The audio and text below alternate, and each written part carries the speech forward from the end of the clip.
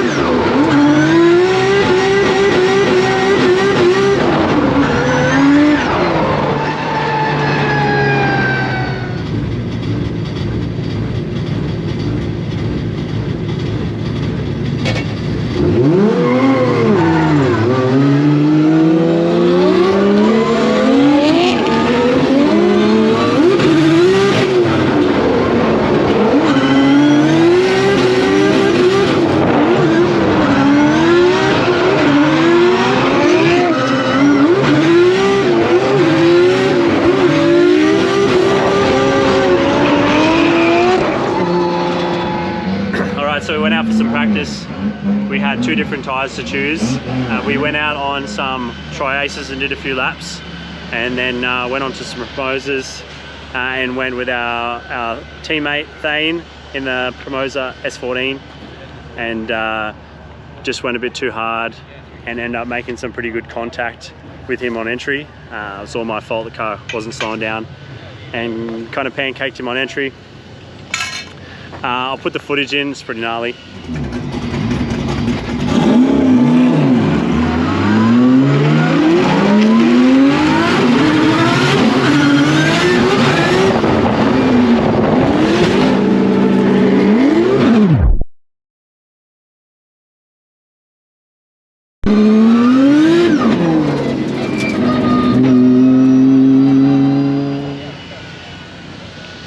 So yeah, a little bit of damage to the car, unfortunately. Took the wheel in the sill. We put the skirt back on.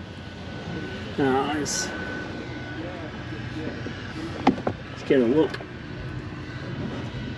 Creased the floor, bent the roll bar.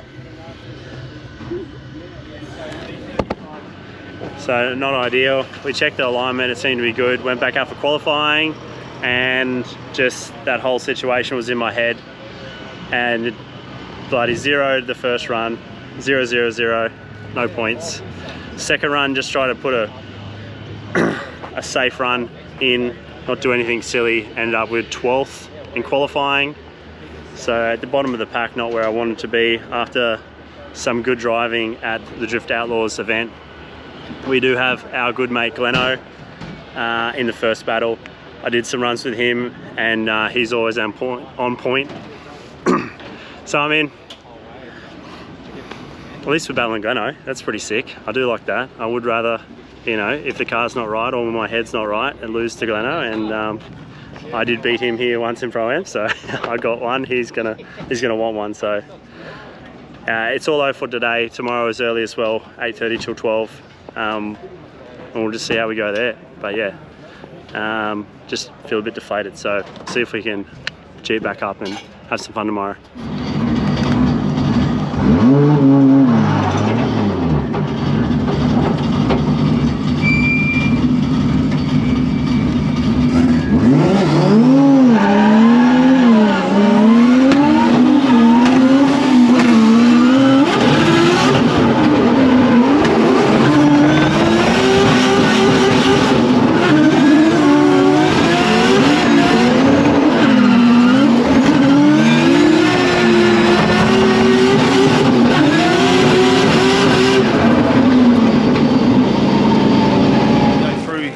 Some of our drivers now.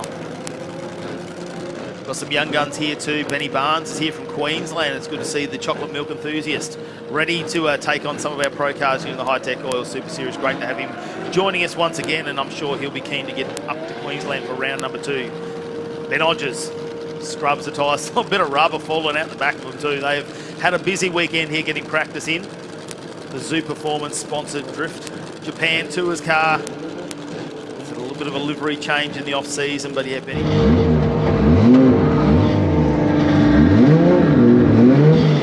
Well, it's got a throttle body issue, so just bear that in mind, all right?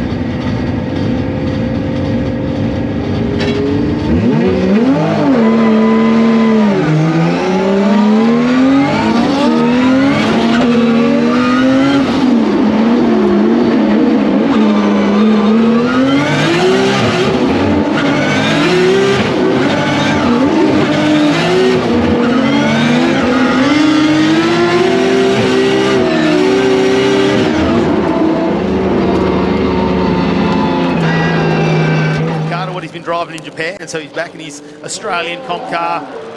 Glenn Omrod leads us out. The red Toyota GT86. He's got a Bo Yates feel about it. Well, we know why, because Bo Yates helped him a lot when it came to his drifting career and get this car. So he's a little bit shallow there for Benny Hodges to be able to put the S15's nose in there, but feels the outer zone here. Let's have a look as he goes through this third clipping zone. Really nice. Glenn Omrod lays a good line down so that Benny Hodges can get there and really emulate him out in front. Look at Benny Hodges go. Let's check out the Triax replay.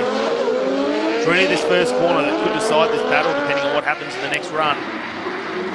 Glenn Omrod in there. Oh, he does leave a little bit of room there. Could be a little bit wider though, I think. He might get pulled down a few points from Ben Hodges there, but Ben Hodges mates that up, gets the proximity back, emulates him through the third clipping zone, the fourth one as they come up over the top of the hill, and he's side by side.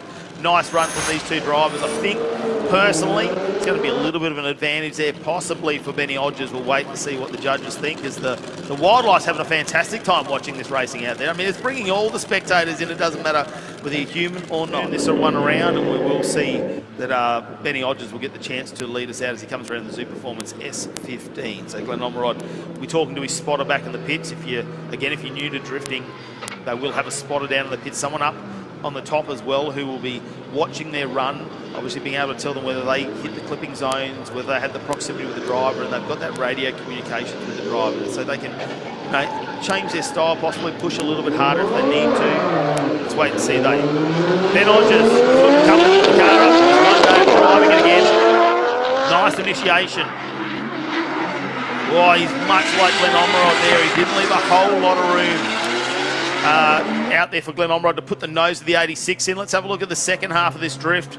Ben Hodges right over that clipping zone with the middle of the car. Glenn Omrod's not letting him go anywhere. Look how close they get in the final corner. Let's have a look at the Triax replay. See if we can dissect this down just a little bit. Ben Hodges leads us out. Good initiation. Leaves a little bit of room, but probably could be a little bit more. Very similar to what we saw from Glenn Omrod. The second zone, though, does he fill that? Looks like he does a nice job. Pushes the car out nice and wide. Glenn Omrod, just on the inside, has to back off a fraction there to try and get that transition back. And and he always catches up to him as he goes in that final clipping point up the hill. That one's going to be a bit tougher for the judges to maybe try and decide between those two. We have seen one more times before, and possibly will we see that again. We'll have to wait and see. I was saying, oh, he's got a throttle body issue, so I went a bit easier on the entry. Could have been a bit more aggressive. Yeah.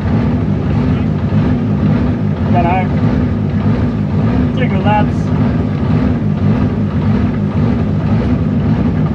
No, not really any big mistakes, so. Yeah.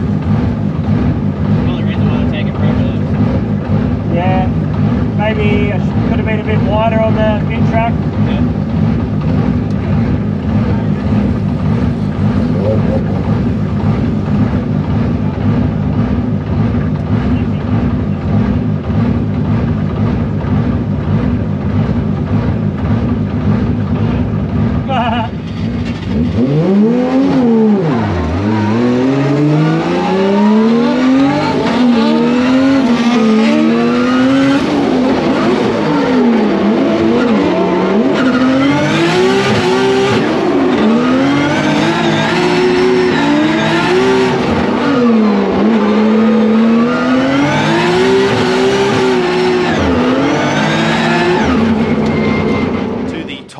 Once again, they're 1 and 2 when it came to the qualifying. Looks like the boys are back. It was a good year last year for James Abbott, taking that 2023 championship. And now we'll have to wait and see whether Scott Shembury can join him up on the podium again. All right, we are back for this rerun. It's a one more time from Glenn Omerod and Ben Hodges. So Glenn Omerod going to lead us out in the GT86. Gets ready, the Glenn Omerod Automotive entry. Leno pulls it in nicely, a little bit more room there this time. I think that was a bit smoother there. Ben Hodges could have really put the nose in if he wanted to, but he's given him a little bit of room. Let's have a look at the transition here. Ben Hodges goes to that clipping zone a little bit later, and then he pushes wide here. Wow, Gleno might have a bit of an advantage with this one because he's missing out a clipping zone, Hodges. I think Gleno might have this one. If you have a look at the Tri-Ace replay, this was a much better lead run from Gleno. 2J comes up on boost and he initiates it. Good angle there, the wheels held nice and steady. Transitions back, fills that outer clipping zone, gets it set up for this one here where we saw Benny Hodges maybe just got a little bit lost in the smoke there. And when they're side by side, you really need to maintain that close proximity so you can see where the car is. You can see it through the smoke. The moment you hold back.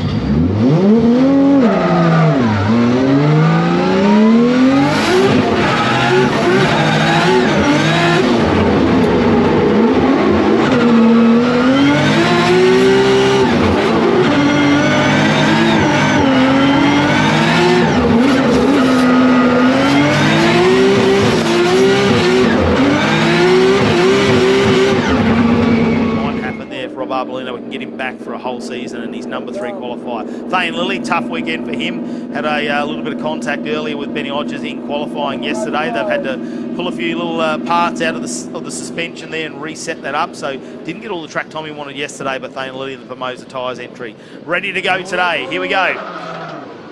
Benny Hodges wasn't the best chase run we've seen him do.